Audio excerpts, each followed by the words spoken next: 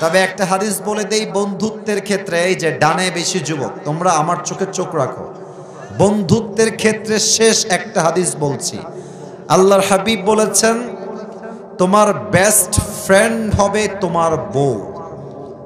তোমার বউ হবে তোমার জীবনের সেরা বন্ধু।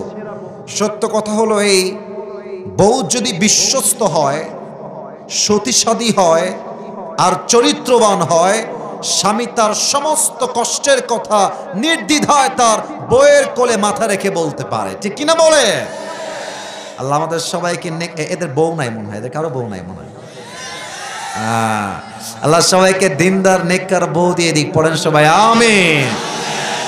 আচ্ছা, আপনাদের মাইন্ড না করলে আপনাদের বউ আছে কার কার একটু হাত তুলেন তো। বউ আছে? আচ্ছা আচ্ছা, কিছু লোকের বউ আছে। শীতকালে খুব মজায় আপনারা ছিলেন আমি জানি। হাত নামান, হাত নামান। আর এবার যাদের বউটো কেউ নাই, সিঙ্গেল পার্টিরা একটু হাত তোলো সবাই। ইন্না লিল্লাহি ওয়া ইন্না ইলাইহি রাজিউন। কারো বউ নাই? আমি বিশ্বাস করি না। মিথ্যা না সত্যি? সত্যি সত্যি। আহা, হাত নামাও যুবক ভাইরা। যদিও আমি মজা করেই বলি, তবে আমি সত্য বলি। বউ ছাড়া যুবকদের চরিত্র ঠিক করা যাবে না। আমি আমার আব্বাজানদের পায়ে হাত রেখে বলবো, আব্বাজান, আপনার ছেলের চরিত্র কম্বল দিয়ে ঠিক হবে না, ল্যাব দিয়ে ঠিক হবে না। আপনার সন্তানের চরিত্র ঠিক করতে হলে একমাত্র বিয়েদার যুবকের চরিত্র ঠিক হবে। আব্বা বোঝে না রে, আব্বা বোঝে না, বোঝে না।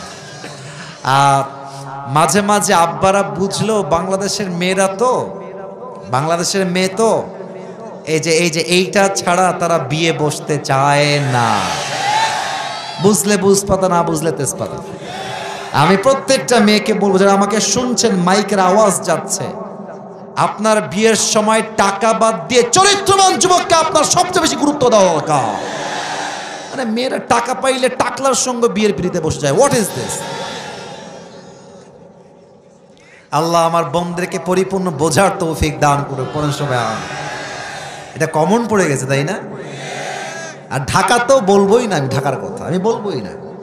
ঢাকাতে যদি কোনো মেয়ে দেখে যে ওই ছেলে বুইড়া, আমি জানি মেয়েটা বলছে আমি বুইড়া জানি, আমি জানি মাথায় চুল নাই, বাট গুলশানে ফ্ল্যাট আছে, বলে হাম তো তুমসে হি শাদি করেঙ্গে, মর যায়েগে, তোমারি হাত কবি নেই ছোড়েঙ্গে হাম।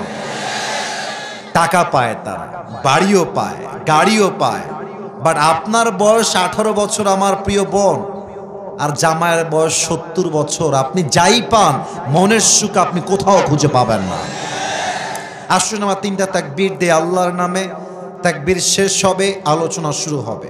প্রথম তাকবীর দিবেন আমার প্রিয় বিবাহিত আব্বা জানেরা, যুবক ভাইয়ারা যারা এসেছেন। বিবাহিত আমি দিচ্ছি। বিবাহিত ভাইয়ারা একটা গলাটা ঠিক করে নেন কাশি দিয়ে। ওরে বাবা রে বাবা, গায়ে জোর আছে ভালো। সিঙ্গেলরা আপনারা চুপ থাকবে না। বিবাহিত ভাইরা তাকবীর দিবে আমার সাথে। বিবাহিত ভাইরা তাকবীর দেন। নারে তাকবীর। Amazingly appreciated. খুব ভালো ছিল, খারাপ না। সিঙ্গেলরা কি হেরে যাবে? পরাজিত হয়ে যাবে? সিঙ্গেলরা একটা কাশি দাও আমার সাথে।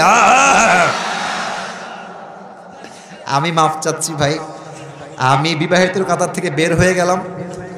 দেখা যাক কারা জিতে। আমার এখানে ওলামা একরাম, ছাত্র ভাইয়েরা, আমার মান্যগণ্য ব্যক্তিরা আছেন, আমার পাশে আমার সিনিয়র একজন ব্যক্তি বসে আছেন, তারাই নাম্বার দিবে। আমি চুপচাপ আছি। দেখা যাক গাজীপুরের মাহফিলে কারা জিতে।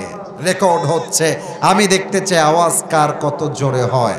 সিঙ্গেলরা তাকবীর দাও। বিবাহিত ভাইয়েরা কিপ কোয়াইট, চুপ থাকেন। সিঙ্গেলরা নারে তাকবীর। বিবাহিত ভাইরা আমাকে মাফ করে দিও, আমি মাফ চেয়ে নিলাম। হবে না, সিঙ্গেলদের কাছে কারো কোনো খাওয়া নাই। আচ্ছা যাই হোক, সিঙ্গেলরাই জিতে গেছে আজকে। এটা আমার শেষ তাকবীর। সবাই মিলে দিবেন এমন জোরে যে গাজীপুরের মানুষের তাকবীরের আওয়াজের ঠেলায় আমি আসিফ হুজুর স্টেজ ভেঙে উল্টে নিচের দিকে পড়ে যাব। দেখা যাক গায়ে জোর কত বেশি আছে। শেষ তাকবীর। নারে